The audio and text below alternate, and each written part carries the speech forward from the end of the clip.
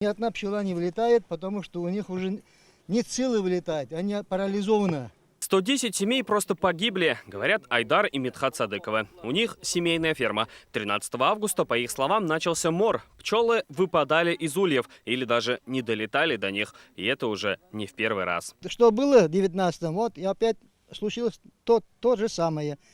У нас уже на пасеке ни одна семья не останется на весну. По подсчетам Садыковых, ущерб может достичь 4,5 миллионов рублей. И у них своя версия произошедшего. Местная компания АПК «Продовольственная программа» обрабатывала рапсовые поля.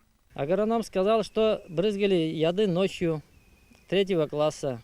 А вас предупредили то, что будут брызгать? Да, за несколько дней по WhatsApp-группе по оповещению было. 3 класс опасности, газель и беская препараты, инсектициды. Но получилось, что яд, который за 24 часа должен уже исчезнуть везде,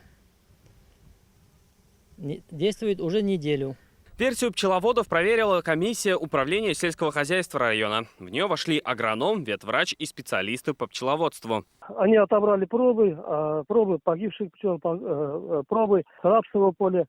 Ну, сейчас первая необходимость, нам нужно найти лаборатории, где можно провести анализы. Потому что в Татарстане таких условий нету. И по России их, оказывается, много. Нужна аккредитованная лаборатория. Начальник Мамадышского управления сельского хозяйства эту ситуацию комментировать отказался.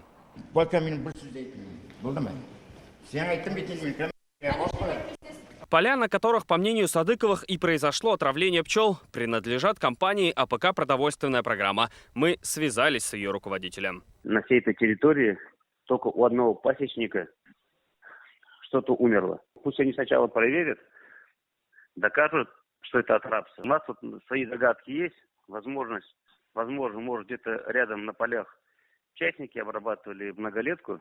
Если по нашей вине, мы разберемся, готовы что-то предпринять. Учитывая, что в Татарстане нет аккредитованной лаборатории, Садыковым придется обратиться в другой регион. И даже новый закон о пчеловодстве, который вступил в силу с 1 июля, никак не защитил интересы предпринимателей. Паспорта на пасеке у них есть. Об обработке полей они были предупреждены. Все по новым правилам.